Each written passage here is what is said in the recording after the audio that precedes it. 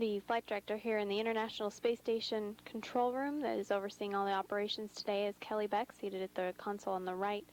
And providing any communication to the crew members in orbit is the spacecraft communicator Capcom astronaut Tracy Caldwell, seated to the far left. Next to her is astronaut Karen Nyberg, who will serve as the primary communications expert to the Expedition 6 crew.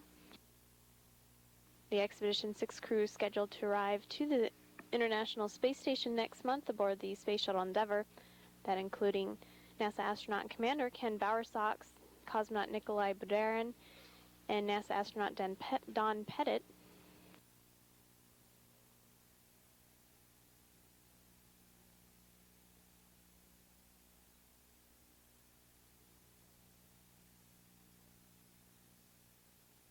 Endeavour is scheduled to launch from the Kennedy Space Center early next month, no earlier than November 10th, between midnight and 4 a.m. Eastern Time. Endeavour will also carry to the space station the next segment of the station's truss structure, the Port 1 or P1 truss segment.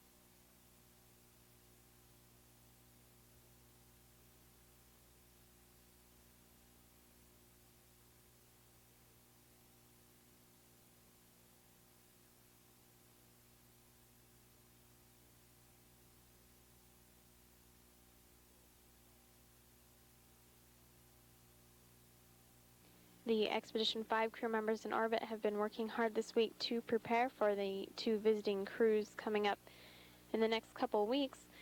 This weekend they will enjoy mostly an off-duty period with a few additional preparatory items for the visiting Soyuz 5 taxi crew and the STS-113 crew coming up, and also work on some housekeeping items around the station, but they will mostly enjoy the weekend off and get back to work early Monday.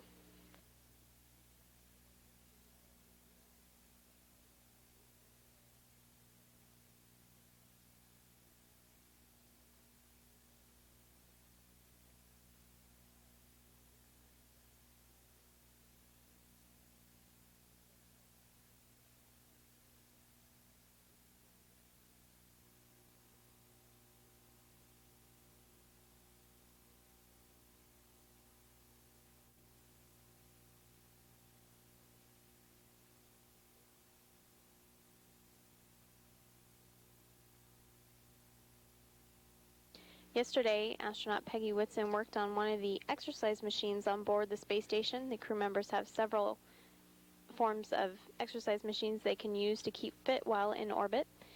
The one she worked with is the treadmill vibration isolation system, and we do have some video of her working with that and talking to the Mission Control Houston, discussing what she's working on that treadmill. And we'll go ahead and run that video for you now. It's upside down. This is the forward gyro, and you can see this is during jogging, and actually we did it during motorized and unmotorized, and this is unmotorized. And he was jogging around 5 to 6 miles an hour, I believe. This is the aft one. It's a little harder to see around the cables, but you can still see it's not making any contact. Again, non-motorized mode.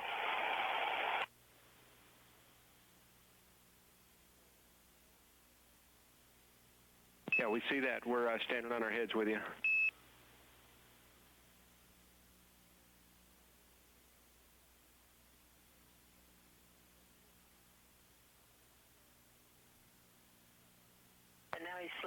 a walk, and you can see it's still very stable.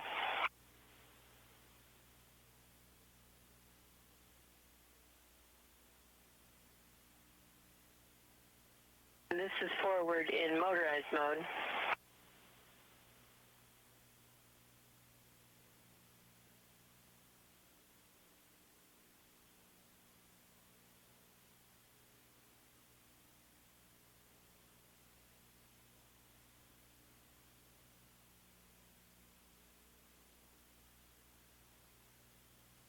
And no, that's still forward.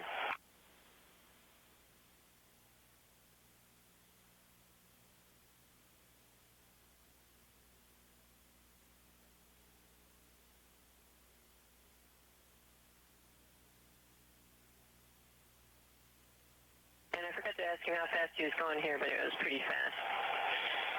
This is the aft one.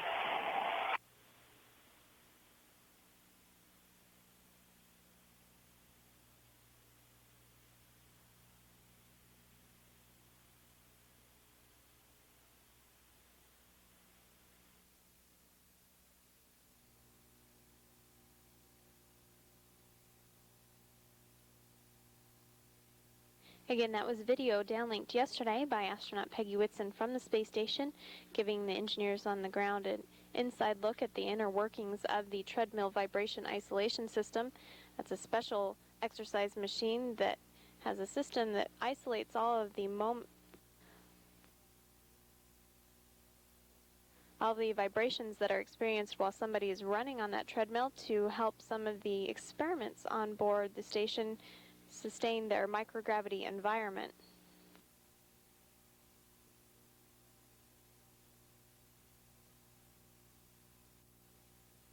A replacement chassis for the treadmill was brought up on the last space shuttle mission on Atlantis during the STS-112 mission after the first chassis had experienced a problem.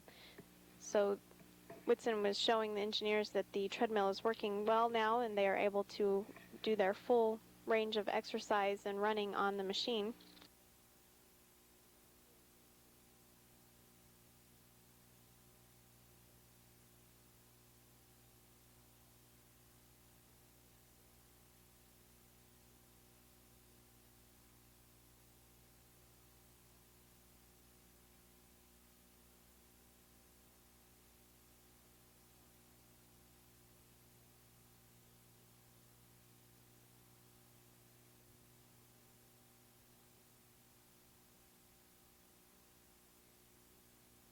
The Expedition 5 crew members are spending their 142nd day in orbit. The crew members pay special attention to exercising while spending time in orbit during a long-duration space flight, especially in the last few weeks of their mission as they prepare to return to Earth and reaccommodate their bodies to a gravity environment. The Expedition 5 crew will be returning on the Space Shuttle Endeavour next month.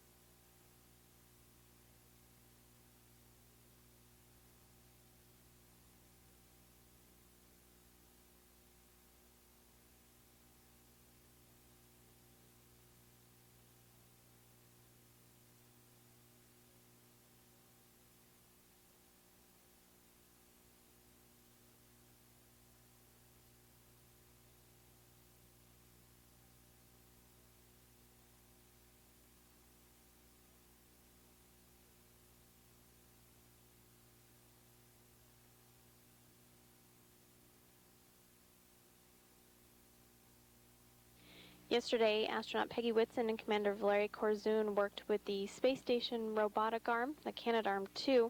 They did a dry run of the procedure that will be used to move the Canadarm2 and pick up the Port 1 truss out of the Endeavour's payload bay and place it on the S0 truss located on the top of the Destiny laboratory module. This is a view that was recorded yesterday of the Canadarm2 looking past the station towards the Earth below.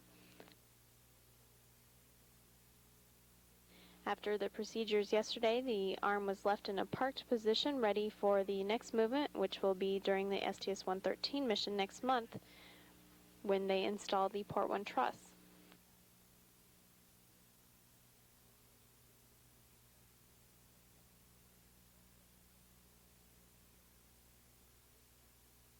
The Canadarm2 seen here is positioned on the mobile base system, which is located on top of the S0 truss on a railway that will allow the mobile base and the Canadarm2 to ride up and down the length of the truss structure, which will eventually be longer than a football field when completed.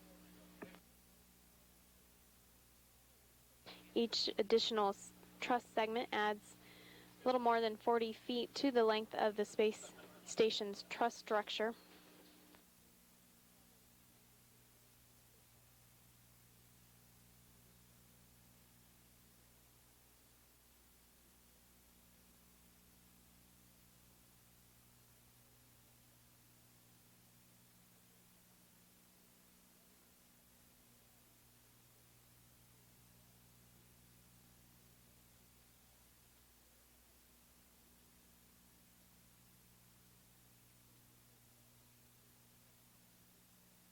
Again, we're watching this video from yesterday, looking at the Canadarm2, the solar arrays in the background, and then the Earth below.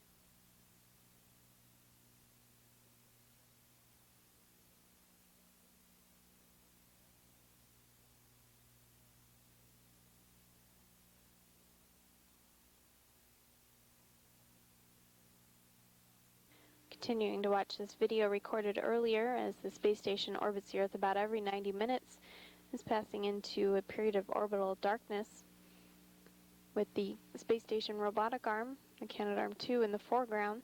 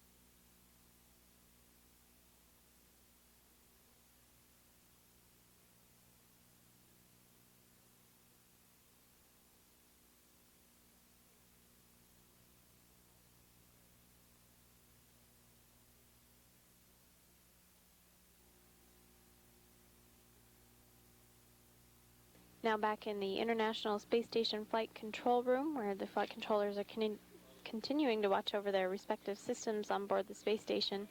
That was just some video that was downlinked earlier, or yesterday, when the crew members were working with the space station robotic arm, Canadarm2. All the cameras were pointed on the arm as they ran through a dry run procedure of installing the P1 truss segment to the end of the S0 truss located on top of the Destiny Laboratory module. That P1 truss will arrive at the station next month aboard the Space Shuttle Endeavour during the STS-113 mission.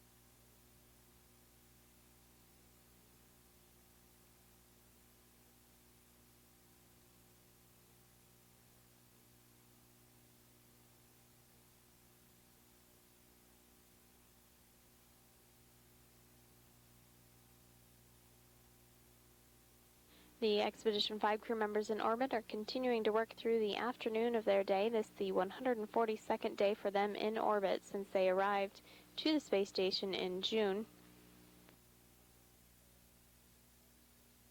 They have spent most of this week preparing for the next groups of visitors to the space station, having just said goodbye to the STS-112 space shuttle crew last week. The next crew to visit the space station will be the Soyuz 5 taxi crew, scheduled to arrive late next week, as it will launch from the Baikonur Cosmodrome on a Soyuz rocket at 9:11 p.m. Central Time on October 29th.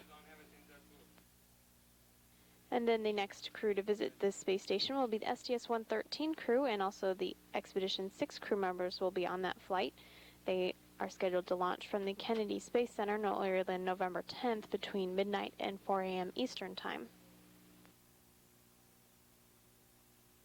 The Expedition 5 crew will swap places with the Expedition 6 crew and return to Earth on board the Space Shuttle Endeavour next month.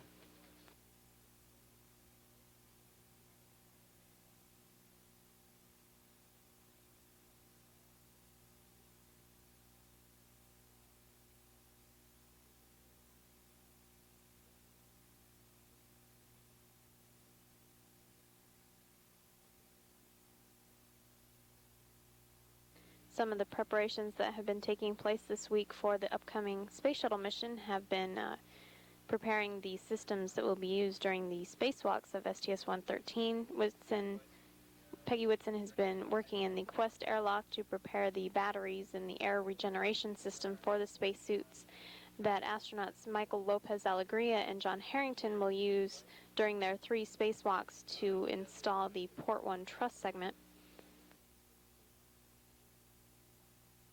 Whitson will also begin her packing of her personal items today that will be returning to Earth with her onboard Endeavour. The Commander Valery Korzun and Flight Engineer Sergei Treshev have also begun packing their personal items.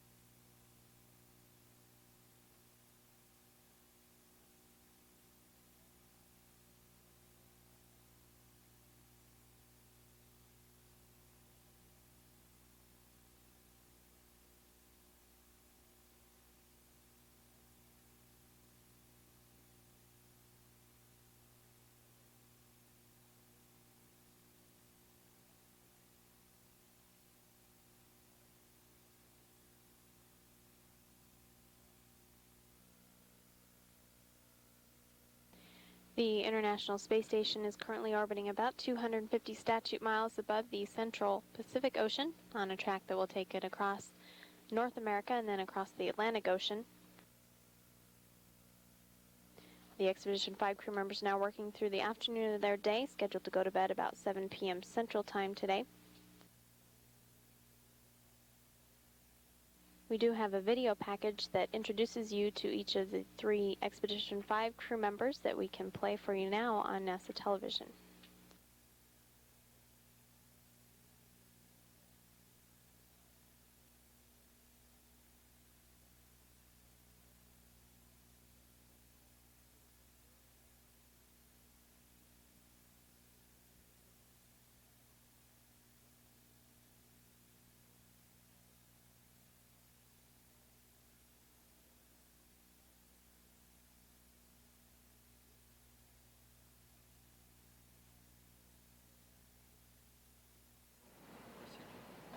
The crew of the International Space Station arrived on orbit with the collective experience of a single spaceflight, a nearly 200-day mission by the commander in the first phase of the ISS program. Valery Korzun is a colonel in Russia's Air Force. He was born in the town of Krasny Sulin, north of the Black Sea in southern Russia.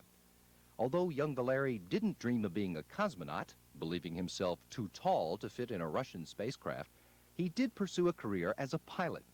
After high school in his hometown, he moved on to military college and then a career as a pilot, senior pilot, and squadron commander in the Soviet Air Force. Korzun recalls that when he was a college student, he was inspired by the writing of the Russian journalist Yaroslav Golovanov.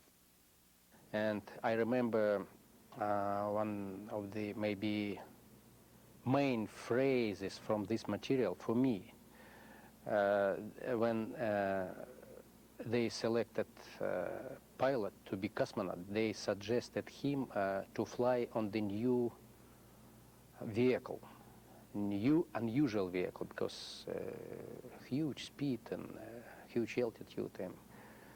And it was very interesting for me. Korzun was selected to train as a cosmonaut in 1987.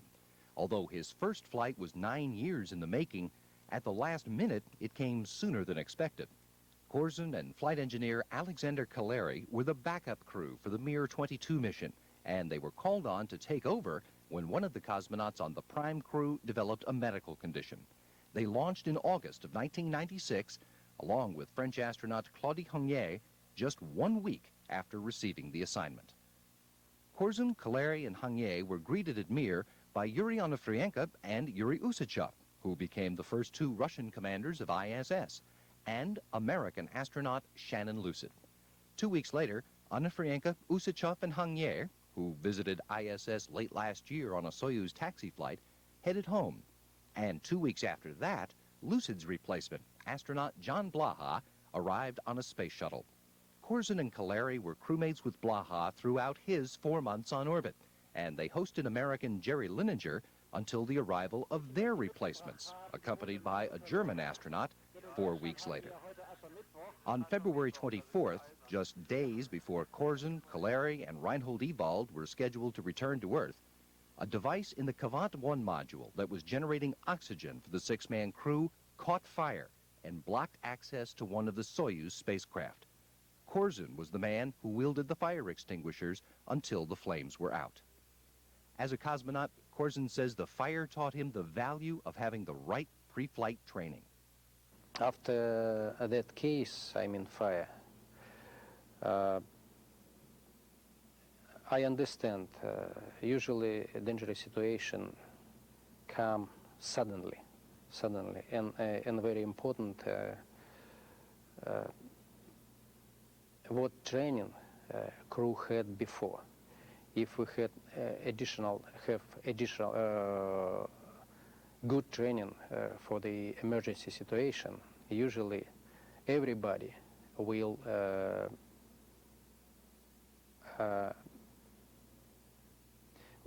do right things. Korzun brought what he learned from his Mir mission to the training for this flight, with 2 crewmates on their first flight assignment. Flight engineer Dr. Peggy Whitson was born in the southwestern Iowa town of Mount Ayr. and grew up on a farm in the nearby community of Beaconsfield. Well, when I was 9 years old, I watched the first men walk on the moon. And that was a very, I don't know, key time, I guess, for me. But I think, you know, as 9, you think you're going to be, you know, pilot, whatever, lots of different things when you're 9. But when I graduated from high school, it was the year that they selected the first female astronauts. And I think at that point, I thought, this is going to be something I'm going to try and do. So you've had your eye on it since then? Yeah. Whitson earned a bachelor's degree in biology and chemistry from Iowa Wesleyan College in Mount Pleasant, and says she experienced culture shock when she came to Houston to study at Rice University, where she earned a doctorate in biochemistry. After a year at Rice as a postdoctoral fellow, she went to work for NASA as a research biochemist. She's held a variety of jobs related to space medicine since then, including project scientist in the early stages of the Shuttle Mir program. She was chosen as an astronaut in 1996. As a scientist, Whitson's excited about the research being conducted on board ISS. As a veteran of this international project, she sees its value in preparing the people of our planet for future exploration. I think the things that we learn now will contribute to our further exploration, which I imagine that our exploration of space will continue as a global event as opposed to a country or 1 or 2 countries continuing on. Sometimes it's very frustrating on the day-to-day work level, you know, it's very frustrating dealing with the differences in the cultures.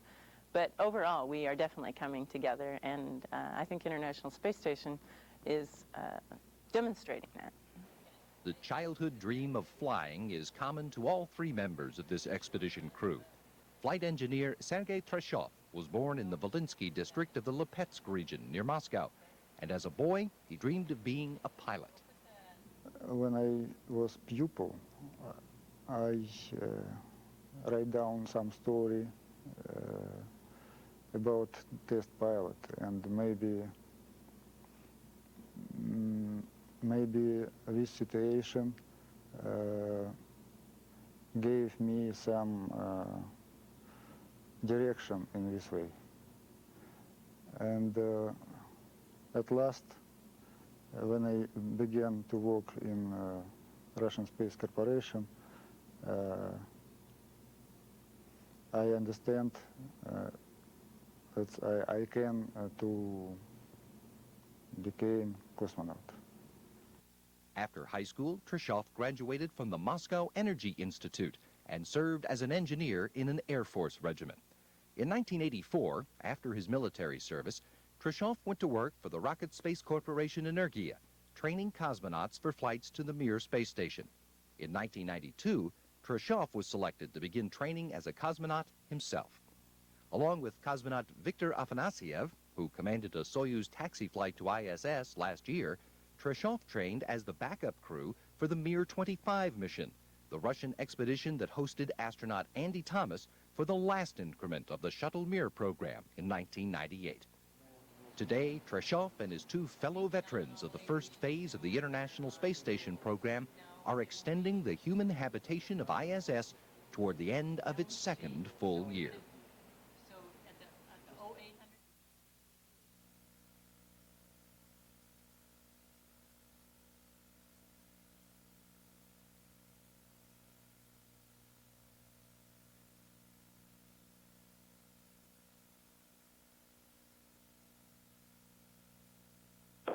Houston, can you say again, Owen? Yeah, Peg, just wanted to give you some big picture words on what we're doing here on the ground as far as the attitude control. As you probably know, the Givas failed earlier, and Soup was talking to Valeria about that. And since then, we've been trying to help the Russian segment get back into CMG-TA, which is their nominal mode. Right now, it's an indicator. You're in a good config. We're trying to get you into a nom-config. And so the ground is going to be doing some manual DSATs to get you there. And we just wanted to give you a heads up that that's what's going on down here. Okay, thanks for the info, TC. Sure, no problem, Peg. Enjoy your lunch, and just wanted to let you know that Karen and I are stepping off, and Mike Jensen and Mike Fossum will be stepping on as Orbit 2 Capcoms. Okay, great. Thanks for Orbit One's help today, and hope you have a good rest of the day. Thanks, Peg. You too.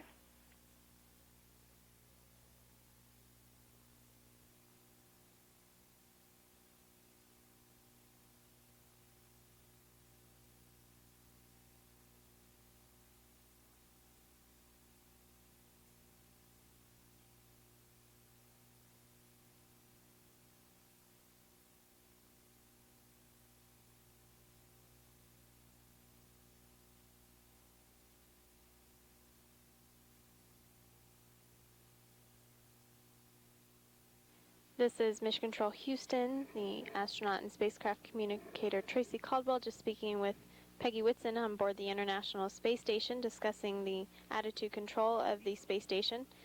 The Russian segment provides the attitude control of the International Space Station by using a system to determine its attitude and state and location in orbit. It's on a backup system right now. The flight controllers here in the International Space Station Flight Control Room are sending commands to the U.S. segment to desaturate the spinning of the control moment gyros that determine the attitude of the station on the U.S. side, hopefully to put the Russian segment side system back into a normal operations mode.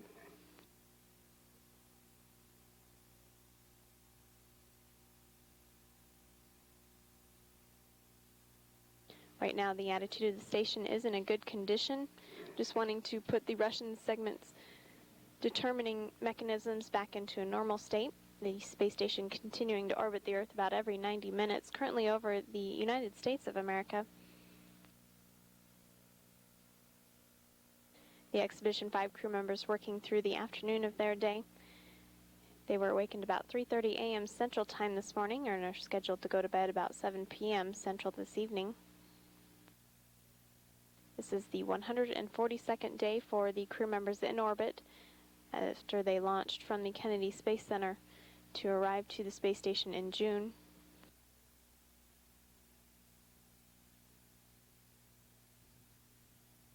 The Expedition 5 crew will be returning on board the Space Shuttle Endeavour next month during the STS-113 mission, and the Expedition 6 crew will be taking up residence on board the International Space Station.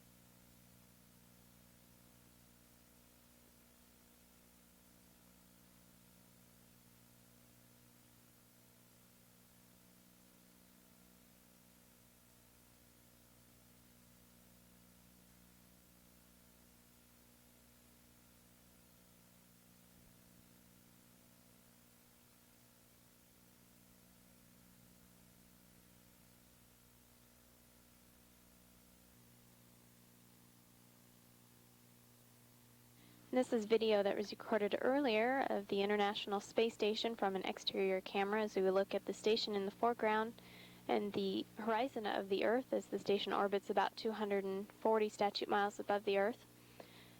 You can see some of the modules of the space station in this view. On the left is the U.S. Destiny Laboratory module. In the center is the Quest airlock, where the station spacewalks are conducted out of the U.S. side of the space station, and the Soyuz return spacecraft that's docked to the pressurized mating adapter of the Zarya module of the Russian segment. A new Soyuz return spacecraft will be arriving to the space station next week and docking to the Pirs docking compartment further down the stack of the station to the right. The Soyuz 5 taxi crew includes Commander Sergei Zalotin, the European Space Agency astronaut Frank Devena, and Russian cosmonaut Yuri Lonchakov. They are scheduled to launch from the Baikonur Cosmodrome in Kazakhstan at 9:11 p.m. Central Time on October 29th next week. They will return to Earth on November 9th in the Soyuz you can see here that is currently docked to the space station. Again, this video was recorded earlier with an exterior camera looking back at the space station and the Earth's horizon below.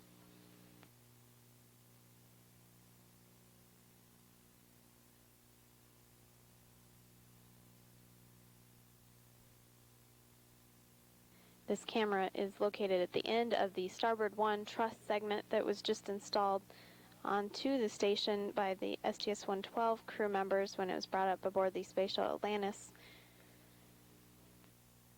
A similar truss segment will arrive at the station next week aboard the Space Shuttle Endeavour. Endeavour scheduled to launch with the STS-113 crew members and the Expedition 6 crew members from the Kennedy Space Center no earlier than November 10th between midnight and 4 a.m. Eastern Time.